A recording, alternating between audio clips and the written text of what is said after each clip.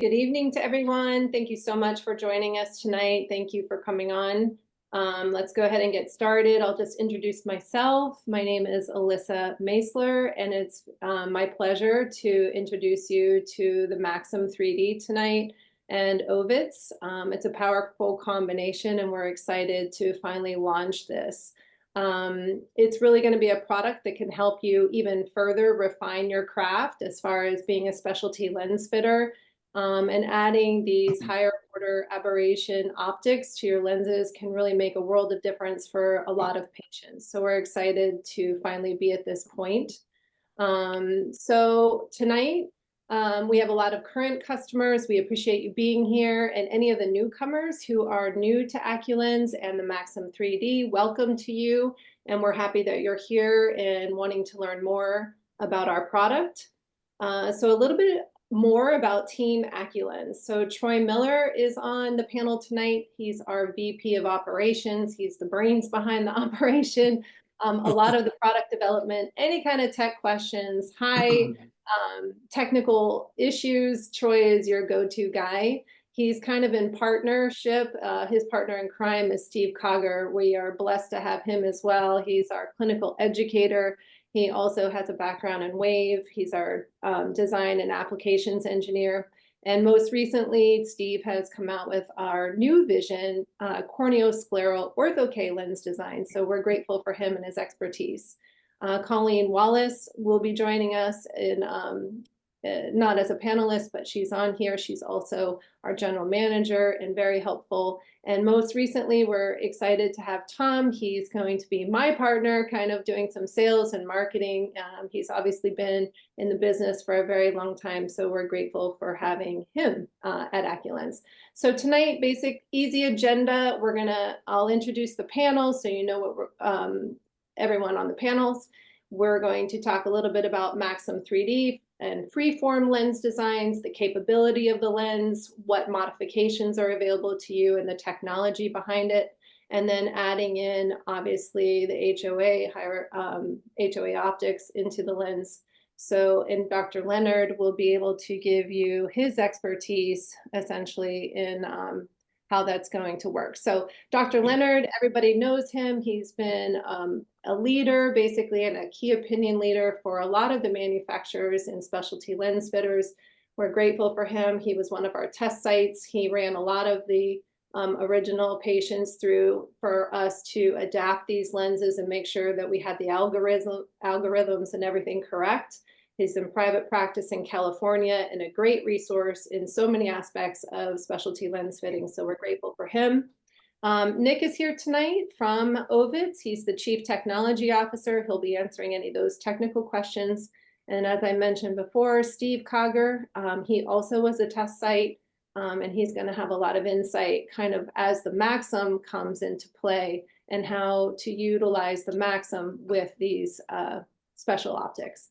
So lastly, if you're not familiar with Acculens, we are an old lab, but a great lab because we've been around since 1971. We're still independent. We love collaborating with you all. We're open to ideas, and we really do pride ourselves on being a forerunner in technology and innovation and kind of really being adaptable to whatever the next highest mark is we can in order to treat your patients and provide an excellent service and product to everyone. So thank you for being here, and I'll go ahead and pass it off to Steve. I'm going to discuss a bit about the MAXIM3D lens and its capabilities and why it's a good match for using Ovitz HOA optics for that lens. So the MAXIM3D is a freeform scleral lens, and what that really means is you can see on this image on the screen here, the simulated fluorescein pattern. If you look at the periphery of that lens, you'll see there's really no symmetry whatsoever to that lens. So there's not a quad control, there's not a specific axis.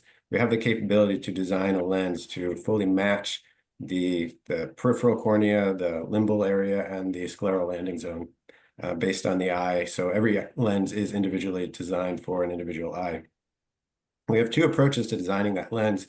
We can either do it based off of profilometry, or we can do it off of diagnostic sets. And when it comes to fitting or designing lenses with HOA corrections, one of the key factors we need is stability. And we're not going to get that with a lens that is a spherical or soft lens. So we do need to have some sort of, or enough shape factor, if you will, on the sclera to hold the lens into proper orientation. So there's no rotation, no displacement of that lens. So it has to be very stable. And another factor is we need reproducibility. So we have to have that lens manufactured right the first time, and we have to be able to manufacture it again. So all of our designs are designed via computer software systems and manufactured on the highest quality equipment. And another thing that we want to have is a quick turnaround for everybody. So we don't want to wait 3-4 weeks to get a lens to you. So at Acculens, once we have their design completed and it's submitted to the lab, we strive to get that lens out the door and shipped to you within 2 to 3 business days. So again, when you're dealing with the shape of an eye, one thing we do need to have is some shape to that sclera. And we can figure out that shape one of 2 ways. We can do it via scleral profilometry. And in that case, we have an algorithm where we'll take the data and customize the lens. Everything from that lens, from lens diameter to every curve in the lens, is going to be designed based on that data. Or we can do it via our trial set. All the lenses have a bisphere elevation, meaning the elevation changes begin outside the optic zone. So they have two meridians, and each of those diagnostic lenses will have 200 micron difference. And by having that standard of 200 microns, makes it very simple to figure out what you need to change and by how much. We're not going to go into the full feeding details tonight, of course, but we're happy to answer those questions on how we can design those with a diagnostic set as well. And then some other features we have with the MAXIM3D, we have our AccuVault. So the AccuVault's used to clear certain areas, anomalies or distortion on the sclera itself or the peripheral cornea. So it could be a pterygium, it could be a pinguecula, for example. And we can program that to be anywhere on the lens. So clock hours are 0 to 360 anywhere on the lens. We can specify the width, the depth of that. And we can also move it internally into the curves of the lens or more externally, very periphery of the lens. And another feature we have is that we can actually have 2 of those vaults. So if you have a nasal and temporal pinguecula, we can handle that with a double vault on any of our lenses. And so when we're designing that lens, like how does this all work to combine it into an Ovitz lens? So we have up here, it's easy as 1, 2, 3, and you have 4. So it's real quick, just those steps. Basically, step number 1, you fit your lens. You have a good fit. Step 2 is you're going to order an Ovitz trial lens. Step 3 is you're going to scan that patient using the Ovitz aberrometer over that Ovitz trial lens. And then 4, that's going to go to Ovitz, and Ovitz will design an optic file, send that to Acculens. Ovitz and Acculens work together to create the lens and then send you that lens. So as you look through these steps as the practitioner, I would emphasize that step number 1 is your most important step. So make sure you get your fit done correctly. So basically, when I have your fit done, finalize the fit. Once you're happy with that fit, then order your Ovitz trial lens. Don't order your Ovitz trial lens and then start changing your fit again. The results just won't be as good. So what is the Ovitz trial lens? It's a lens that we'll send to you, which is essentially a duplicate of your finalized lens with a laser engraved pattern on the front, so that when you take your Ovitz scan over it, we can see the exact orientation of where that lens is, how it's sitting on the eye in relation to the optic center of the pupil for the patient. And one small little caveat here is the Ovitz trial lens, it's going to be spherical. So if your finalized lens has cylinder in it, don't be surprised when your Ovitz trial lens does not have cylinder, because we want to have that HOA scan over to some simple spherical optics. And the warranty of the lenses, Acculens does have the industry-leading warranty. It was a 6-month period. So this is for design changes. So we have the initial lens from the date of order is covered under that warranty period. And then the Ovitz trial lens can be sent to you at no charge, no additional charge, as long as we're within that warranty period. And adjustments that are needed need to still be within that initial 6-month warranty period. And that is, in a nutshell, the MAXIM3D, as quickly as I can get through it. Thank you, Steve. And introducing Nick, he'll lead off into some more information about Ovitz. Sounds good. Thanks, everyone. So I'm Nick. I'm the CTO of Ovitz. I'm responsible for a lot of the kind of background development of the technology. So at Ovitz, our core goal is to try to take higher order aberration correction from the academics and clinical academia and try to transfer it into something that is commonplace in clinical practice and try to make that as easy and accessible as we possibly can.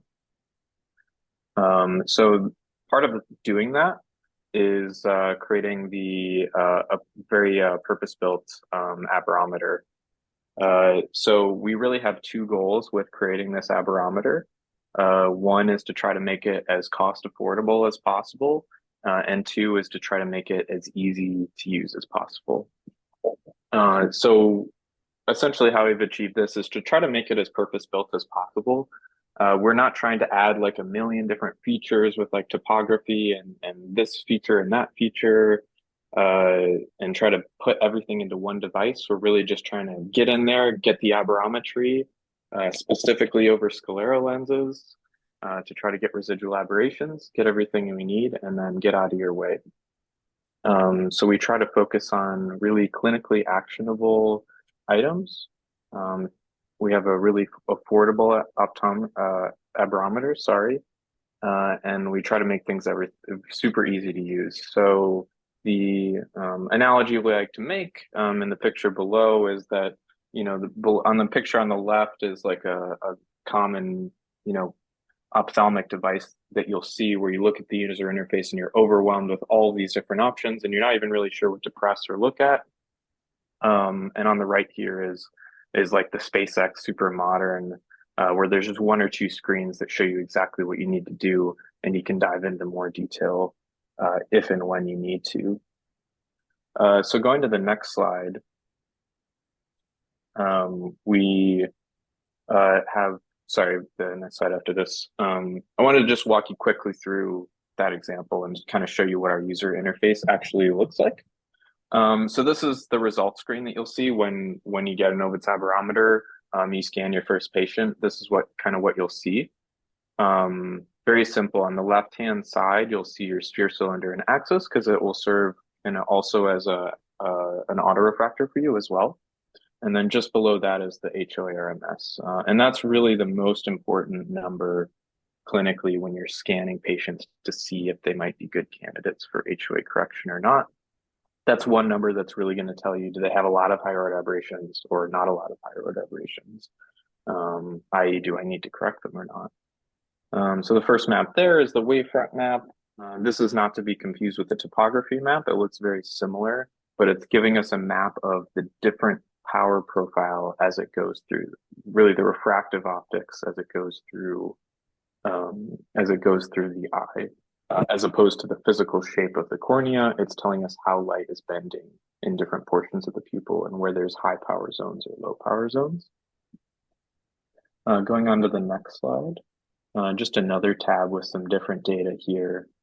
We have the Zernike bar plot. So this is kind of the next layer down after that HOA RMS, where you're drilling into what specific aberrations is this patient suffering from? Is that a lot of coma? Is a lot of spherical aberration? And that might tell you a little bit about the visual experience that the patient is having or what specific aberrations we want to correct.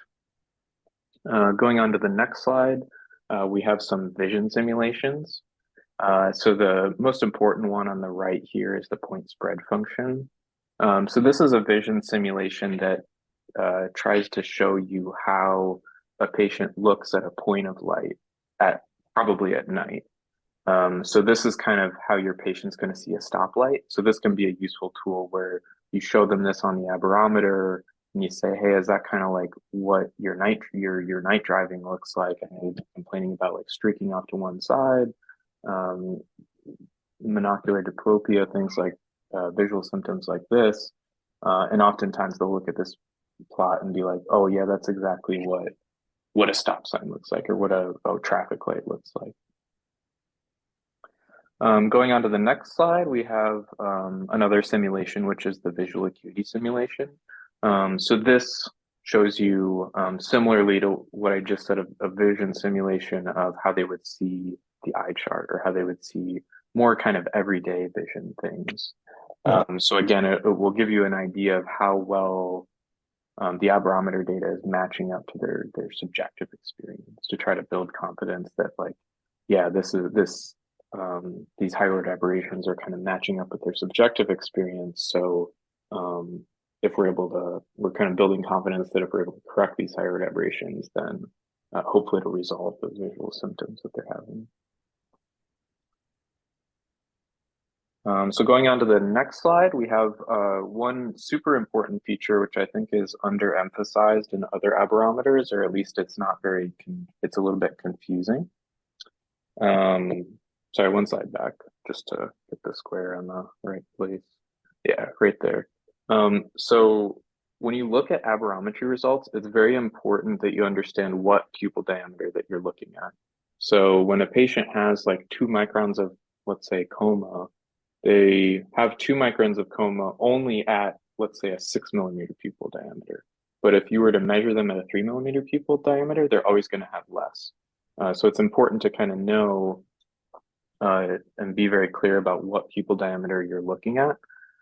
So here at a 6 millimeter pupil, we're kind of analyzing these results for more of like a night vision, or how they would see at night. But our software will also let you simulate what it would be at a different pupil diameter. So you can set that box to 3 and then see a simulation of how they're kind of more of their daytime vision, or how they might be seeing like in your exam lane. And getting on to the final bit on the last slide here of how you actually order the lens. We try to make it, again, as easy as possible. You don't have to like download a file and like email it to a lab and like kind of hope that they know what to do.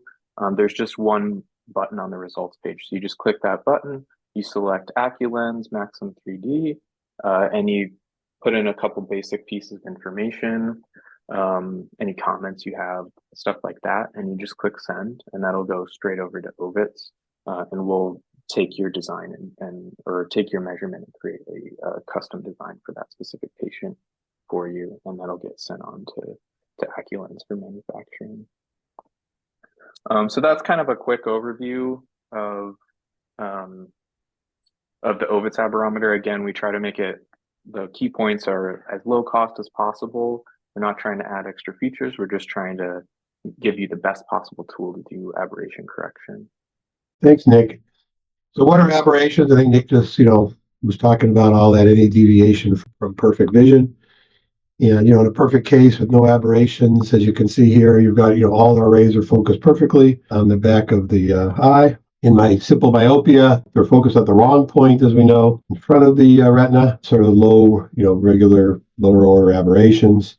And then you can get these higher order aberrations, is what we're going to be speaking about tonight, where there's that irregular deviation of rays and causing those visual symptoms that we're talking about. I think Nick hit on it real well, and you have to listen to our patients, and they're telling me now, about the blurring and the streaking and halos and all these other symptoms. Once they say that, we measure everybody in the office. All I do is at a specialty lens and a referral center here is I see keratoconus and other irregular corneas all day. We have typical spherical aberration we're all familiar with, and then those glares and halos causing all that noise and loss of acuity. The most common things we see are the vertical coma causing that sort of comet shape, and then we get trefoil and other issues, and some of those mixed HOAs causing all kinds. But it is amazing when I show them their aberrometry, or I can even ask them draw it, and then you show it to them, and the matching that you'll see is pretty phenomenal, and the patient then understands what's happening.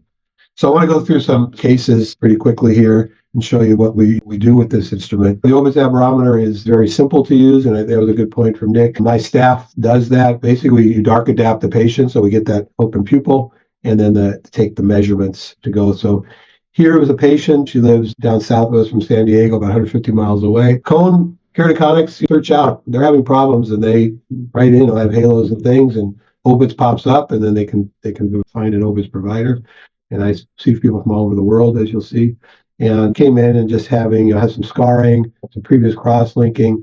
Her sclerals that she came in with, and then what we were able to do with the standard scleral was about 20/70 vision, and we're trying to improve things. Below, you see that wavefront map, and you can see that, again, not topography, but you're seeing that hot spot of of all those HOAs in there. There's a lot of microns in this patient to there. I mean, it's that yellow is up into 8 microns.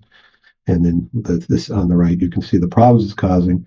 Then we can see this is sort of before and after. So that blue bar is the naked eye with all that vertical coma and horizontal coma and all this other. And then here's with our HOA, Ovitz HOA added lens in the sort of the orange color, and you can see the reduction. And there's a line there of severe, that red line here, and then there's sort of subclinical, and we want to try to get down there, get that reduction in HOAs, and that's when the patients go, wow, I've never seen this good in my life. So this is a perfect example of what we'll find before and after. We like to do is measure all our patients just straight aberrometry, then we'll have aberrometry over the base scleral lens, and then aberrometry over the HOA lens, and we can compare all those things. And again, here's sort of the before and after maps, and you can see that hot spot is gone, and now much less. So there's no more of those 8 microns, and everything's down into those low numbers, as could be seen on the par graph. And again, symptoms reduced. We got from 20/70 in a standard scleral down to 20/25, so about 4 lines of vision improvement. And that RMS value, that root mean square value, which is sort of average of all the different HOA Zernike polynomials, is being reduced, in this case 86%. And what we found over the years, you can get 50% or more somewhere in that area. That's when patients clinically are going to be going, I see the difference, and it's really made a difference subjectively. And there's some patients that they might have 20/25, or we even have 20/20 patients that are sort of post LASIK that are 20/20, but with a lot of HOAs. So you're not getting lines of vision improvement, but you're getting less noise and just a reduction in those RMS values. So even there, it can work. But here, there's still that same patient, this engineer from down south, and there's that from 20/70 to 20/25 vision. Never thought they're going to have that kind of vision without some kind of surgery or something else needed to be done. And now we're still a younger patient need to monitor. Still could be progressive keratoconus, had not had any cross-linking done or anything yet, so we still have to monitor like any others. And we've had some cases that patients have then gone and had cross-linking, and we just redo their Ovitz lenses down the road and back to good vision. So that can work. Here's my second case. I want to present the 27-year-old cone. You can see typical topography over there on the right. That's from our OPD. And even there, you can see you don't barely get all the cornea, but it's nice with the profilometry. We get the whole cornea, as well as that sclera. And this is some pretty good asymmetry. They would note that there's about 300 microns or more of asymmetry in those. So again, that needing that stability. So it's, if you need that lens and all of a sudden there's maybe 5 or 6% of spherical sclera, it's going to be hard to get a good stable lens at that case. But again, majority of people have over 100. And so we need something to hang on to make that fitting lens. This patient had that cross-link, but pretty high K values, and I think in the other eye was some 68. But standard scleral is 20/25 minus, but still a lot of HOAs, and you can see down there in the bottom, there's the standard lens, the LOA lens, just a non-HOA lens, the point spread function, a lot of noise there. And on the map, again, you can see the hot spots and causing the symptoms. And again, here's a beautiful before and after. Vertical comas and the other things that are causing those being way reduced like that. Then there are maps. Again, you can see down here on the bottom, the prior point spread function, and then they're down to a nice spot of light. So there's that tail light with no more of that halo and no more of that noise and causing all those night vision problems. And I probably should throw in myself, so most of you probably know, I myself have keratoconus. Night driving was never great. So since I did now have my HOA Ovitz lenses and my freeform lenses, I don't mind driving at night anymore. Again, this patient went from that 20/25 vision to 20/20, 20/25 minus, so maybe you call it a 1.5 improvement, and that 79% reduction at that large 5.5 millimeter pupil, which is what they're going to have, like night driving, where most of these, more symptoms at night than day in most of these patients. Full-time wear now, and then many of these patients were previous scleral lens patients that weren't happy with comfort and vision. And then when going to this technology that, Acculens has developed with these, basically a freeform type lens that now is comfortable and added to these optics, you're really hitting a home run. The third case I like to go with, you can see typical cone topography. That's, textbook looking thing with that inferior steepening. Had a lot of scatter, had tried an eye print lens, I wasn't even comfortable with that, which is, more unusual, but still problems. Another case was some GPC from some old lenses. We did the scan-based fitting, found 170 microns of scleral toricity. Over there, you can see on the right in the profilometry, and a lot of high-order aberrations in the point spread function in the bottom right. And again, standard scleral, the best we could do is 2040 minus. That's coming from 2200 to 2400, where they were to start. And as we all know, we think, wow, we got you from 2400 to 2040, and patients go, but hey, I'm not happy. And then you can look on your aberrometer and say, well, now we know why you're not happy, and let's address that. And here again, we've got some vertical coma. And this is, I probably have to, ask Nick to help us here, but you've got in these Wernicke coefficients, as we come down from the low numbers to the high numbers, these get more and more. Yeah, like the higher order the aberration, usually it will affect visual quality more for the same value. So if you have like 1 micron of secondary vertical coma there, then it's typically going to affect vision more than 1 micron of primary coma. So in this case, this is a little more usual because they're usually more in those higher order aberrations. They're still higher aberrations. But this one had a lot, and so that's where all those symptoms were coming from. But you can see in that secondary vertical coma how much that was reduced to under that subclinical level, that blue. And the bars are going up or bars going down is not positive or negative the way they're measured. So it's a reduction, whether it's this way or the reduction here going low. So that's, again, another large amount of correction. And this eye also can be seen on these scans. And there again, the bottom, there's the before and after point spread functions. A lot of noise over here on the left, and now down to very minor there. About 3.5 lines of vision improvement from 2040 minus 2020, and that's almost 80% reduction in the RMS value. So very comfortable, happy land. So again, went from not comfortable and poor vision, and now to comfortable and little no doubling of our halos. Just a very, very happy patient there. Fourth case is a patient I saw, did his research, lives half the year in Paris and half his business is in Iran, actually. Came out here, post head intact, cross-linking, still poor vision. In fact, he has a huge company over there with a few hundred employees, but he always had to live near his headquarters in France or his factory in Iran because he couldn't drive, even with the scleral lenses he had. And so we were able to get him to actually better than 20/20 vision. This was just a beautiful case from 2050 that he was reading 2015 line pretty well. Big high scleral toricity. We're able to get a nice stable lens on this gentleman. And again, before and after. And again, that 20/20 plus vision. If we're able to do this in a quick manner, I get a lot of people that, again, search and find us from all over the state, all over the country, all over the world. And, we can get the turnaround time pretty quick. So we get that first lens back from the lab, evaluate it. Maybe we need to tweak things a little bit, but very rarely with this technology. And then we can get that, the alignment lens, we call it, or they call it the training lens. It has the dot matrix with the changes, and then be able to take the scans and then get our HOA lens delivered. And that can all be done in a pretty expedient manner because of the turnaround in the lab is very important. Otherwise, it's not going to work too well for that. So here he came out. Again, that 2050 to 2020 plus. And as I say, he's just much more independent now. And he said, much more efficient with his workplace and all the others. He watches on his phone. He has cameras at his factories, and we could barely see it. I watch him struggle just watching his business, and now he, obviously doing much better at that better vision. Coming down to the last couple, another engineer, and these are the people that are extremely sensitive to all this. And in his left eye, just used a soft toric pretty successfully, not a bad eye. With his right eye, you can see we could barely get topography on my OPD. Some of these severe cones. What's nice with the profilometer, it can actually get that cone and the scleral profilometry there, and start to correct this. It's at 380 microns of scleral toricity, pinguecula out there that we're able to put the vault in and all those things. And here's again that big reduction. This patient had more trefoil than coma, but a little of everything, and then some more. Again, there's getting over into some of the higher orders, Wernicke things that we're able to correct very well. So we went in this case from 2040 to 2020 with the MAXIM3D lens, very close vision to his good eye. And that's tough sometimes. You have one, and with cones, a lot of times one eye is much worse than the other, and people all start comparing the two eyes.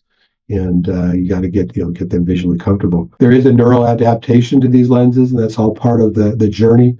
And the patients have to learn how to see differently. And some people right off the bat much better, but it's usually after a little week or two or bit, and they go, wow. And then it even gets better and better. So I'm always telling them this is the worst it'll be, even though it's a lot better than you ever were. And it's only going to get better. You give it that first few weeks or that first month, and you really do see those differences. And here's that reduction on the eye chart from 2040 to 2020. And the patient then stated about almost no halos or doubling. I mean, we're never going to get rid of 100% of it. And I tell patients up front, expectations like any specialty lens is what we can expect. But then if we did in this case, I measured his good eye, and it measures about the same on what's left over and compares the two. We said, wow, they're about the same. So that's a pretty good case. In the last case, I'll show you also pretty high cone. You can see there came in again, 120/20 eye and 120/200 eye. And so his really was uncomfortable. He's a pretty big music executive all over the world. He's a moving target. If I say, where are you going tomorrow? He's going to be in Switzerland and next year. So it was always getting him when he came back every week or so to LA, getting him in. But we were able to move along quickly, even with his crazy schedule, and then with having the lab on the quick turnaround. So if he's going to be here for 2 or 3 days in LA before he took off, Troy and his team could, bang out a lens for us very quickly. We got him in a standard scleral from 2200 to 2040. And then as we see, we reduced a lot of vertical coma, horizontal coma, that secondary coma. And that's where we got that big reduction from down to 2025. And then he goes, hey, but, he's 50-year-old. He goes, no, I can't read. And, he just started going, but look how good I did. I'm going to pair reading glasses, but that doesn't fit with his lifestyle and his coolness factor. He needs being a music executive to some of the biggest stars in the world.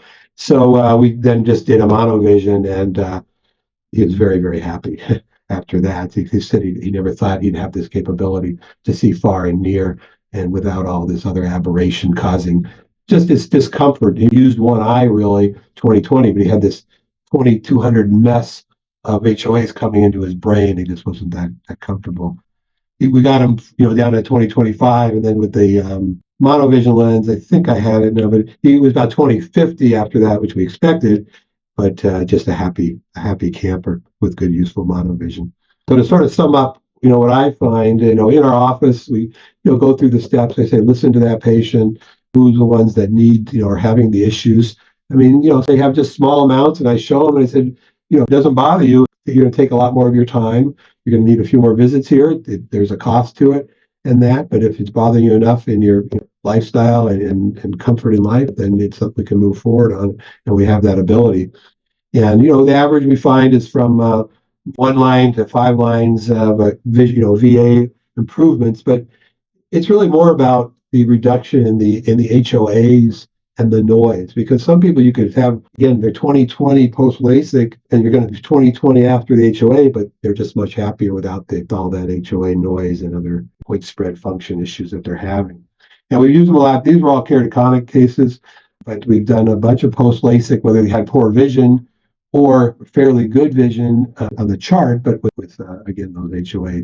We've done some graft patients and that. You need to have that good stable lens. You need to sort of follow a good stepwise process that the lab is going to give you a fitting the lens to start with, getting that good fit lens, and then the Ovitz team will give you of how to then go on to the alignment lens and the ordering process. Again, very seamless. That's my staff does all that. I mean, they do all the profilometry. Once the patient has a lens on, they're going to dark adapt and measure measurements. And again, one click and send it off to the lab. Ovitz then sends you a little email that says, we've got your information, and now we're sending it off to Acculens and for production.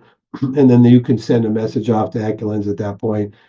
Great, make that HOA lens and ship it direct to the patient or whatever else you want to do. So it's all very easy and seamless. And again, it doesn't involve me at that point as much as my staff or one of my optometric interns. I think now we could probably open up the questions for Nick or myself or the Acculens people, but I'll let Alyssa take over. Dr. Leonard, there is a few questions that came in. So the first one for you was, how many ophthalmic instruments do you need? In your practice, it sounded like you used 3. And so there was a question on how many you have in your practice. Well, what do you really need? I need a slit lamp, and then you're going to need the Ovitz aberrometer. The other useful tools, I mean, again, these lenses can, Acculens can make a great lens using a fit kit, which we've all done forever. But I do think, my personal opinion, I feel the future of this is profilometry, because to make the more and more advanced lenses and to get that many points of data. So if you can have those, that's what you need. We also like to have slit lamp cameras. I like taking pictures of all these things. Just once in a while, you want to take a picture and send it over to Colleen or one of the other consultants over there at Acculens and say, hey, here's a lens and it's just not doing what we want. And here's some pictures. Here's some OCT scans of a lens on the eye. All those things are nice, but not 100% necessary. So if you could also, who would be some of the best candidates for HOA correcting lenses in general? Would you be able to describe that? Those are the patients that are going to complain about doubling, halo, glare, and those things. And whether they're a patient you've already fit them in a scleral, and again, we all think, man, I got you from 2200 or 2400 to 2025 or even 2020 or 2030, and they go, but I'm just not happy, doc. And why aren't you happy? Well, I have these other symptoms that we were discussing, and those are the perfect candidates. So they're going to either elicit that, or myself or my staff taking their history are going to find out those answers. And then we can show them why they're being bothered and explain to them that now we have a tool that can correct that. So another question here, is there like the need to adapt, the neuroadaptation? Is it like going from poor to rich, figuratively speaking, or does not everyone need to adapt? I believe the majority do. I mean, we throw somebody, we get their HOA lens back and we put them on, and most everybody right away goes, wow, this is better. But they can still say, well, I might still see, or things look a little different. And it's almost like when you first put a soft multifocal on a patient and they go, I can see, but things look 3D or things look different. Their brain has to learn how to see differently. And I believe that's where this comes from. So some different rates, but some people, it can actually take a couple weeks for them to really go, oh yeah, here it is. And then there is a small amount of patients, and that's part of it we can talk about, that we correct a lot of HOA on some of these patients you saw. So here that algorithms going and say, put all this in there. Well, that can sometimes shift the LOA, which is basically the power, slightly. Sometimes we get a lens, we put it on, and they go, wow, it's much better, less noise. But maybe they need a small over refraction now over those lenses to really fine tune it, and with that neural adaptation. And then we have one more. Do you find that it's useful to dilate the pupil for the final HOA measurement? Really, I'd say no. I mean, we've had out of, I'd have to look, and I meant to look before tonight at how many hundreds of these patients that we've done. I think we have dilated 1 or 2 with a very mild amount, because in the dark adapt, we didn't get quite as large as we wanted.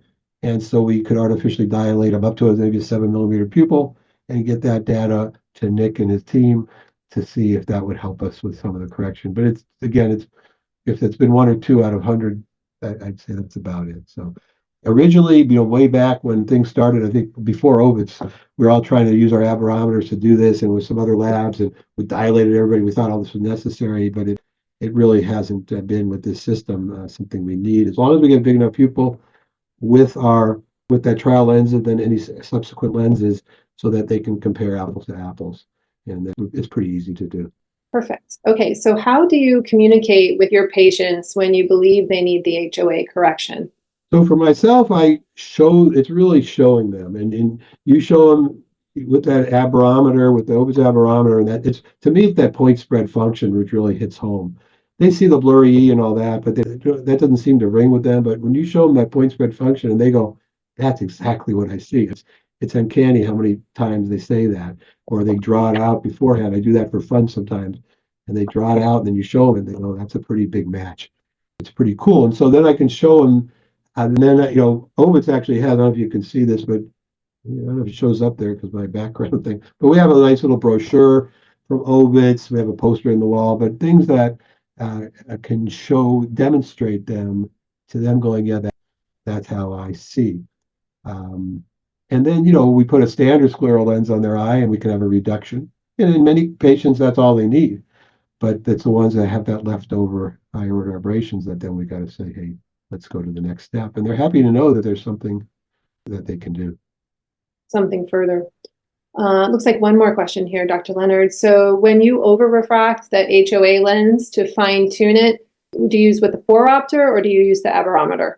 Well, we're going to use one of our auto refractors, and it very well might be.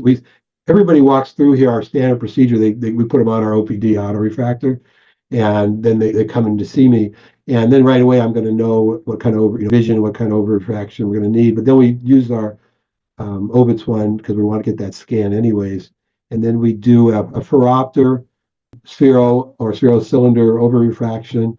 And then if we need to show them that, if they need a -50, it's pretty fun to just then take a trial lens outside and go bam, and they go, that's it. Now I'm done. And it's really easy to submit that right through the Ovitz system.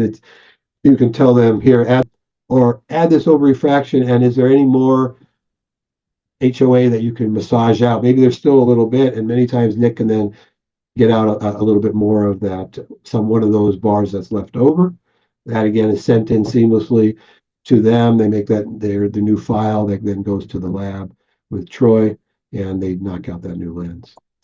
And Nick might have a better idea on what percentage of patients sort of need that over refraction. It's less and less with the newer algorithms that you have. So yeah, we're trying to predict it as much as possible, but basically what's happening is when the patient has some high order aberrations, they'll accept some over refraction to kind of compensate for it. So like if they have spherical aberration, they'll take a little bit of sphere for the correction.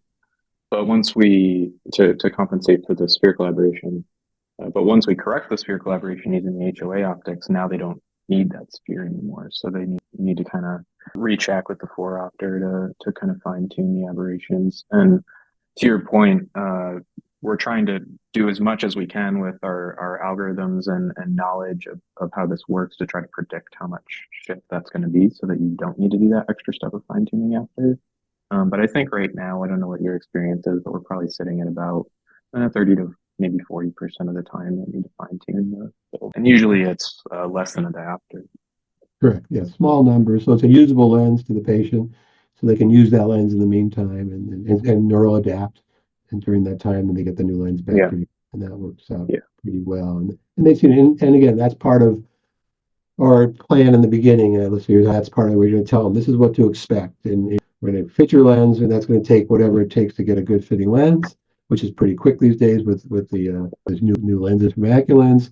And then we're going to have the steps, and there's going to be the alignment lens, and then your first HOA lens, and there might very well be a little fine tuning after that. So just setting them up for how many visits and what to expect. And what we do many times, again, we get people from far away. Once I know a lens fits them well, I'm not worried about eye health.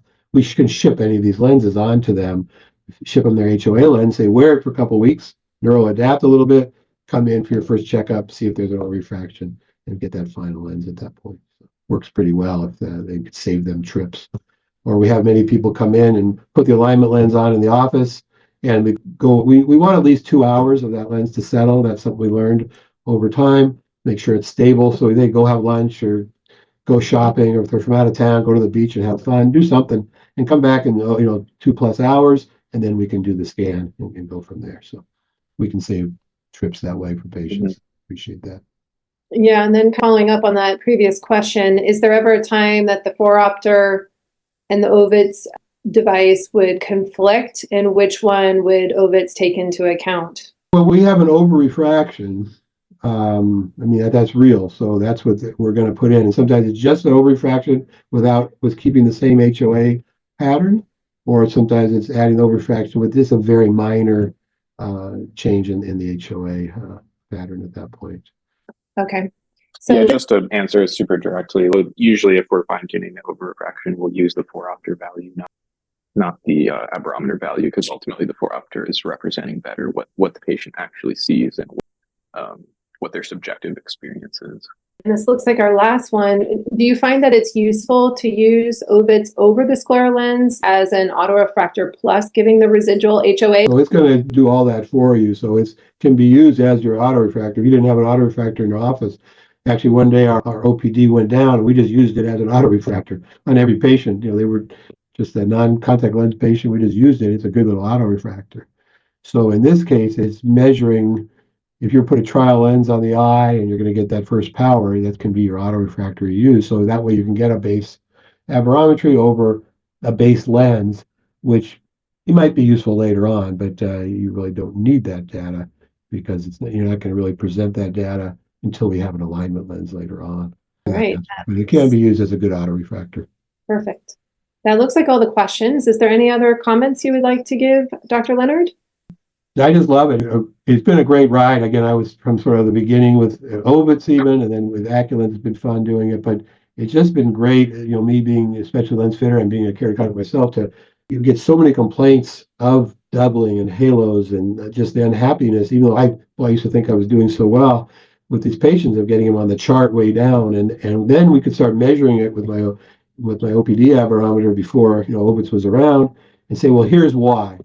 And sorry, I can't help you. And so, but now we can help these patients and really make a difference in their quality of life. Again, like the patient I talked about that can now drive a car and function better and just be happier without all that. For me, night driving is just much more comfortable.